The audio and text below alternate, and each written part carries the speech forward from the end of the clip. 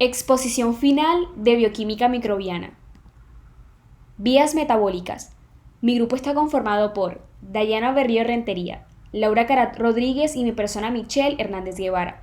Pertenecemos al programa de microbiología en la Universidad Libre Seccional Barranquilla.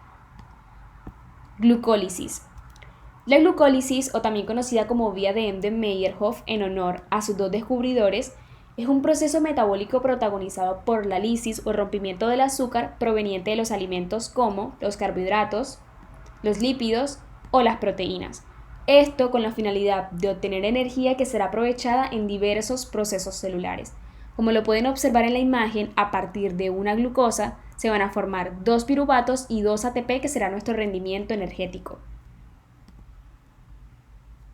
Este proceso catabólico tiene lugar en el citoplasma de la célula a partir de 10 reacciones enzimáticas que actúan en condiciones aerobias o en condiciones anaerobias.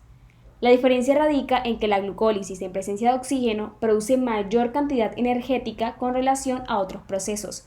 Estos aspectos serán profundizados más adelante. Siendo un poco más específicos, la glucólisis está representada por 2 fases e indirectamente por una tercera fase donde ocurren procesos de fragmentación e isomerización de la molécula glucosa, pero esto sin gasto energético. Básicamente, este proceso consiste en convertir una molécula de 6 carbonos a 2 moléculas de 3 carbonos por medio de acciones o de procesos de oxidorreducción de la glucosa. Este proceso nos va a liberar ATP, que es nuestra moneda energética. Como lo pueden ver en la primera imagen, este proceso se llama energía consumida o la intervención energética. Esta primera fase requiere la intervención de 2 ATP para las reacciones de fosforilación. Como lo pueden observar en la imagen, está la primera, la segunda y la tercera etapa representada por el ATP, que pasa a ser ADP. Bueno, ahora bien, esta azúcar fosforilada resultante es menos estable y se rompe con facilidad por la acción de una enzima formando 2 moléculas de 3 carbonos, como lo pueden ver en esta parte. Aquí termina la energía consumida. Bueno, ahora viene la segunda fase, que es la energía producida o el proceso de ganancia energética. Como se puede observar en la imagen, cada molécula de 3 carbonos se va a convertir independientemente en ácido pirúvico en piruvato gracias a la oxidación de 2 electrones que se combinan de inmediato con el NAD oxidado formando NADH reducido. Y obviamente también se va a generar nuestro ATP, nuestra moneda energética, como lo pueden ver en estas etapas. Gracias a las reacciones de desfosforilación, acá tienen ADP, pasa a ser ATP. Bueno, finalmente llegamos a nuestro balance energético de la glucólisis, pero antes vamos a hacer un recuento. En estas 2 rutas tenemos UDNAT-H, 2 ATP y un piruvato. Como son 2 es el doble, es decir, 2 NADH, 4 ATP y 2 piruvato. Entonces, a partir de una glucosa, 2 ATP, 2 NAD más 4 ADP, vamos a producir 2 piruvatos más 4 ATP más 2 NADH más 2 ADP. Es importante aclarar que el beneficio o la ganancia neta de nuestra moneda energética solamente son 2 ATP, ya que al principio en la energía consumida se intervinieron 2 ATP, es decir, la intervención energética, por lo que solamente se gana netamente 2 ATP. Como lo pueden ver acá en la imagen, está representado por si lo quieren observar. El destino del piruvato proveniente de la glucólisis dependerá de las condiciones de la célula o la disponibilidad del oxígeno. Ahora les voy a hablar sobre el ciclo de Krebs como segunda etapa de la respiración celular. El ciclo de Krebs, o también llamado ciclo del ácido cítrico, es un proceso oxidativo catalizado por 8 reacciones enzimáticas. En células eucariotas, este proceso se da en condiciones aeróbicas o anaeróbicas en la mitocondria. Y en el caso de los procariontes, se da en la citoplasma en las mismas condiciones. El ciclo de Krebs inicia cuando el piruvato, proveniente de la glucólisis, experimenta un proceso llamado descarboxilación oxidativa, como lo pueden observar en la imagen. Básicamente, el grupo carboxilo de la molécula piruvato se va a disociar en forma de dióxido de carbono, el cual se va a liberar al exterior de la célula. El fragmento residual de 2 carbonos se va a unir a una coenzima y van a formar acetilcoenzima A. Ahora bien, el acetilcoenzima A iniciará este ciclo al unirse a un compuesto orgánico presente en la mitocondria llamado oxalacetato para formar el ácido cítrico. De aquí el segundo nombre reconocido de este ciclo. La esencia de este proceso oxidativo se fundamenta en oxidar el ácido pirúvico en forma de acetilcoenzima A para luego regenerar la molécula precursora de citrato del ácido cítrico, ya se los mencioné, que es el oxalacetato, y que inicie nuevamente el proceso. Ahora bien, podemos observar que por cada piruvato se va a producir un GTP, es lo mismo que ATP, más 3 NADH más un FADH, pero sabemos que vienen 2 piruvatos de la glucólisis, es decir, que se están fundamentando 2 acetilcoenzima A. Eso quiere decir que se van a producir 6 NADH, 2 FADH y 2 ATP, que este vendría siendo el rendimiento total.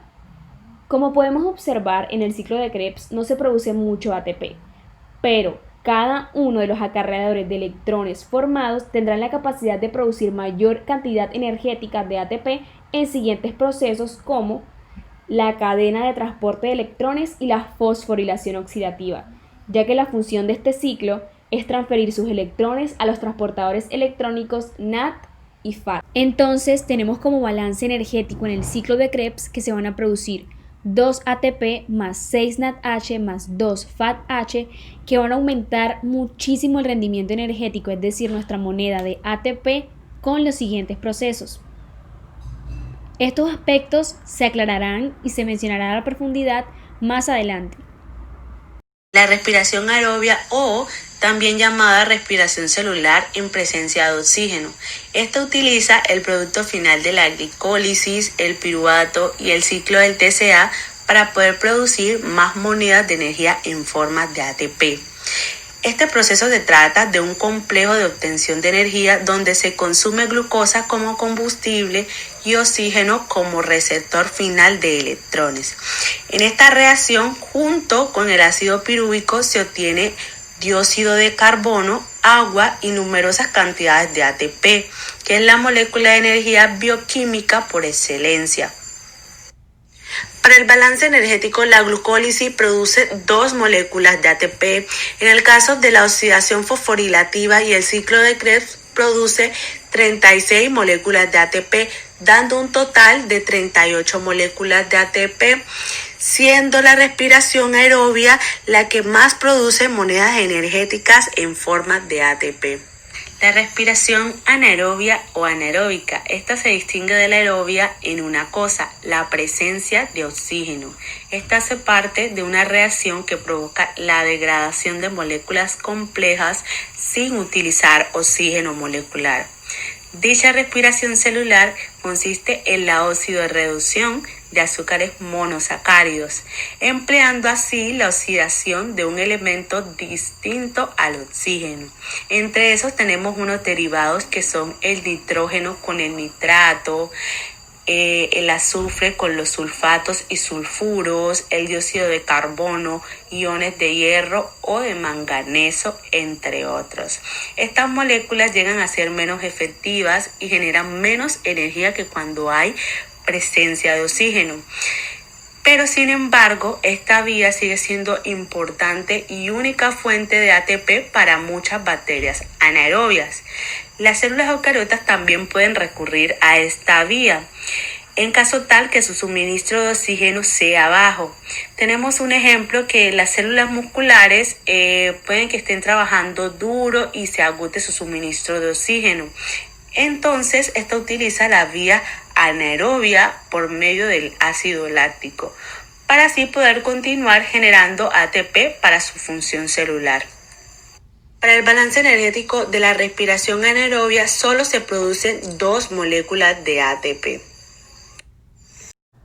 Como lo pueden observar en la imagen, la glucólisis anaerobia está representada por 2 procesos como lo son la fermentación del etanol y la fermentación del ácido láctico, como ya lo había mencionado en el ejemplo anterior en el agotamiento muscular.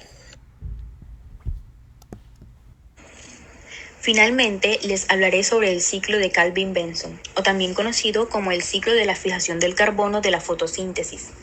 El ciclo de Calvin es un conjunto de procesos bioquímicos realizados por organismos fotosintéticos. Esto se lleva a cabo en el estroma de los cloroplastos, que tiene como objetivo generar reacciones que permitan la fijación del carbono, para formar glucosa y regenerar moléculas que sirvan para la continuidad de todo el ciclo. El ciclo de Calvin consta de 3 etapas para su realización, las cuales son fijación, reducción y generación. En la etapa 1 se da la fijación del carbono o carboxilación, donde la ribosa se une con el dióxido de carbono. En la etapa 2, llamada etapa de reducción, se convierte el fosfoglicerado en fosfogliceraldehído, esto por medio de la ayuda de la energía del ATP y del NAD, para que el fosfoglicerado se vea reducido al nivel de un azúcar. Finalmente, en la etapa 3, se da la regeneración de la ribosa monofosfato creada, la cual se utiliza para formar la ribosa difosfato y que otra vez comience el ciclo de Calvin. Dentro de la etapa 2 y 3 se da la síntesis de las biomoléculas. Para formar una molécula de glucosa, el ciclo tiene que dar 6 vueltas.